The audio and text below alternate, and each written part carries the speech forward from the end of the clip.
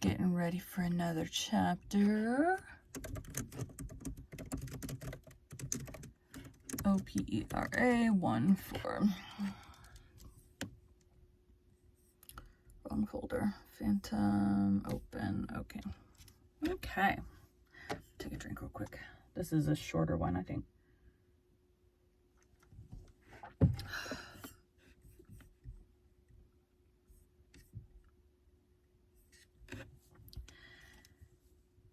Let me get that started.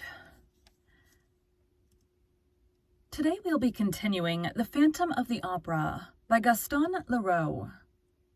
Chapter 14, The Singular Attitude of a Safety Pin.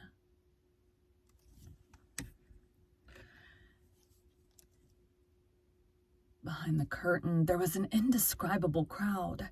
Artists, scene shifters, dancers, supers, choiristers, subscribers were all asking questions, shouting and hustling one another.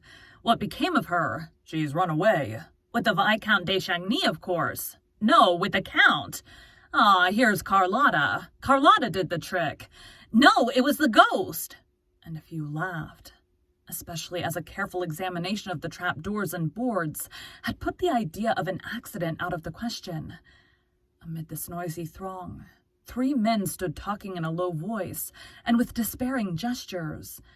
They were Gabriel, the chorus master, Mercier, the acting manager, and Remy, the secretary. They retired to a corner of the lobby by which the stage communicates with a wide passage leading to the foyer of the ballet. Here they stood and argued behind some enormous properties. "I knocked at the door," said Remy. "They did not answer. Perhaps they are not in the office. In any case, it's impossible to find out, for they took the keys with them."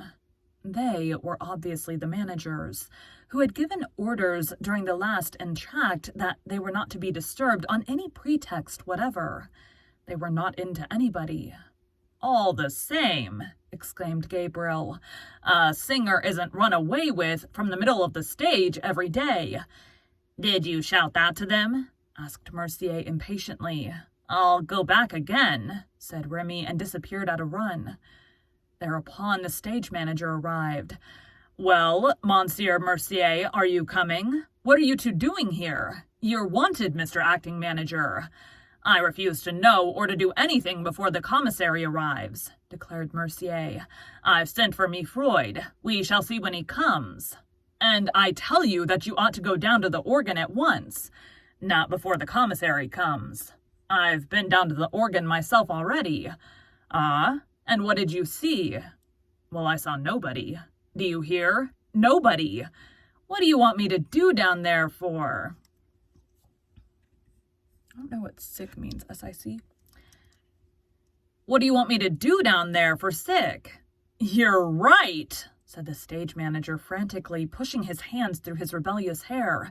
"You're right, but there might be someone at the organ who could tell us how the stage came to be suddenly darkened. Now Mauclair is nowhere to be found. Do you understand that?" Mauclair was the gas man, who dispensed day and night at will on the stage of the opera. "Mauclair is not to be found," repeated Mercier, taken aback. "Well, what about his assistants?" "There's no Mauclair, and no assistants. No one at the lights, I tell you. You can imagine," roared the stage manager, "that little girl must have been carried off by somebody else. She didn't run away by herself. It was a calculated stroke, and we have to find out about it. And what are the managers doing all this time? I gave orders that no one was to go down to the lights, and I posted a fireman in front of the gas man's box beside the organ. Wasn't that right?" Yes, quite right. And now let's wait for the commissary." The stage manager walked away, shrugging his shoulders, fuming, muttering insults at those milksops who remained quietly squatting in a corner, while the whole theater was topsy-turvy. Gabriel and Mercier were not so quiet as all that, only they had received an order that paralyzed them. The managers were not to be disturbed on any account. Remy had violated that order and met with no success. At that moment he returned from his new expedition, wearing a curiously startled air. "Well, have you seen them?" asked Mercier. "Moncharmin opened the door at last. His eyes were starting out of his head. I thought he meant to strike me. I could not get a word in. And what do you think he shouted at me? Have you a safety pin? No. Well, then clear out.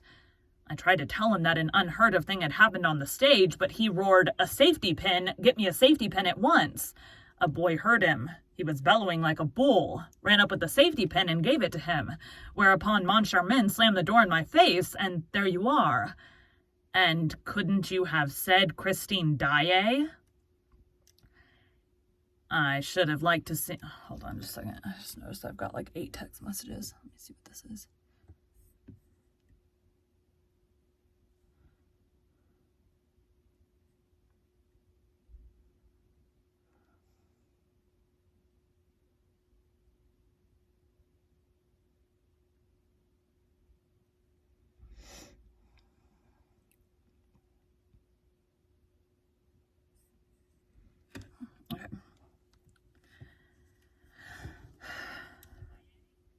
I should have liked to see you in my place. He was foaming at the mouth. He thought of nothing but his safety pin. I believe if they hadn't brought him one on the spot, he would have fallen down in a fit. Oh, well, this isn't natural, and our managers are going mad. Besides, it can't go on like this. I'm not used to being treated in that fashion. Suddenly, Gabriel whispered, "It's another trick of OG's." Remy gave a grin. Mercier a sigh and seemed about to speak. But meeting Gabriel's eyes said nothing. However, Mercier felt his responsibility increased as the minutes passed without the manager's appearing, and at last he could stand it no longer. "Look here, I'll go and hunt them out myself." Gabriel, turning very gloomy and serious, stopped him. "Be careful what you're doing, Mercier. If they're staying in their office, it's probably because they have to. OG has more than one trick in his bag." But Mercier shook his head. "That's their lookout. I'm going. If people had listened to me, the police would have known everything long ago." And he went. "What's everything?" asked Remy. "What was there to tell the police? Why don't you answer, Gabriel? Ah, so you know something. Well, you would do better to tell me, too, if you don't want me to shout out that you're all going mad. Yes, that's what you are. Mad." Gabriel put on a stupid look and pretended not to understand the private secretary's unseemly outburst. "What something am I supposed to know?" he said. "I don't know what you mean." Remy began to lose his temper. "This evening, Richard and Moncharmin were behaving like lunatics here between the acts." "I never noticed it," growled Gabriel, very much annoyed. "Then you're the only one. Do you think that I didn't see them, and that Monsieur Parabis, the manager of the Credit Central, noticed nothing, and that Monsieur de la Bourdie, the ambassador, has no eyes to see with? Why, all the subscribers were pointing at our managers." "But what were our managers doing?" asked Gabriel, putting on his most innocent air. "What were they doing? You know better than anyone what they were doing. You were there, and you were watching them, you and Mercier, and you were the only two who didn't laugh." "I don't understand." Gabriel raised his arms and dropped them to his sides again, which gesture was meant to convey that the question did not interest him in the least. Remy continued, "What is the sense of this new mania of theirs? Why won't they have anyone come near them now?" "What? Won't they have anyone come near them? And they won't let anyone touch them? Really? Have you noticed that they won't let anyone touch them? That is certainly odd. Oh, so you admit it in high time, too. And then they walk backward." "Backward? You've seen our managers walk backward? Why, I thought that only crabs walked backward." "Don't laugh, Gabriel. Don't laugh." "I'm not laughing," protested Gabriel, looking as solemn as a judge. "Perhaps you can tell me this, Gabriel, as you're an intimate friend of the management. When I went up to Monsieur Richard outside the foyer during the garden interval, with my hand out before me, why did Monsieur Moncharmin hurriedly whisper to me, 'Go away, whatever you do, don't touch Monsieur le Directeur'? Am I supposed to have an infectious disease? It's incredible." And a little while later, when Monsieur de la Bourdie went up to Monsieur Richard, didn't you see Monsieur Moncharmin fling himself between them and hear him exclaim, "Monsieur l'Ambassadeur, I entreat you not to touch Monsieur le Directeur"? It's terrible. And what was Richard doing meanwhile? What was he doing? Why, you saw him. He turned about, bowed in front of him, though there was nobody in front of him, and withdrew backward. Backward? And Moncharmin behind Richard also turned about. That is, he described a semicircle behind Richard and also walked backward. And they went like that to the staircase leading to the manager's office. Backward, backward, backward. Well, if they're not mad, will you explain what it means? Perhaps they were practicing a figure in the ballet, suggested Gabriel, without much conviction in his voice. The secretary was furious at this wretched joke, made it so dramatic a moment. He knit his brows and contracted his lips. Then he put his mouth to Gabriel's ear. Don't be so sly, Gabriel. There are things going on for which you and Mercier are partly responsible. What do you mean? Asked Gabriel. Christine Daae is not the only one who suddenly disappeared tonight. Oh, nonsense.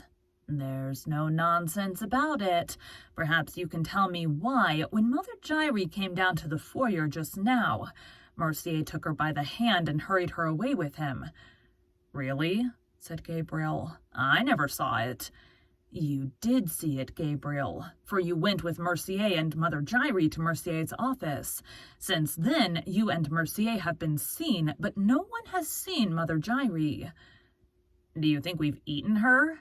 No, but you've locked her up in the office, and anyone passing the office can hear her yelling, "Oh, the scoundrels, oh, the scoundrels." At this point of this singular conversation, Mercier arrived all out of breath. There, he said in a gloomy voice. It's worse than ever. I shouted, it's a serious matter, open the door, it's I, Mercier. I heard footsteps. The door opened and Moncharmin appeared. He was very pale. He said, what do you want?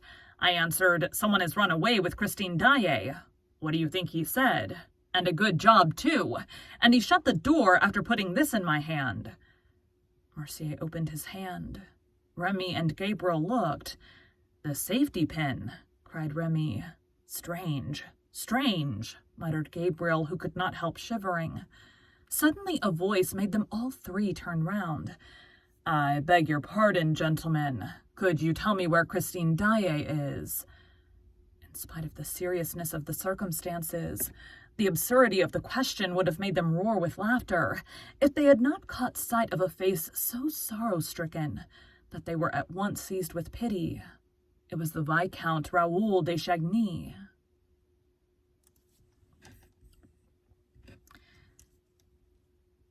Thank you for joining Bite at a Time Books today, while we read a bite of one of your favorite classics. Again, my name is Bree Carlisle, and I hope you come back tomorrow for the next bite of The Phantom of the Opera. Done. 20 minutes to go, too. Good timing today. Turn this off and set it over here, hopefully without knocking my phone off. Thanks, guys.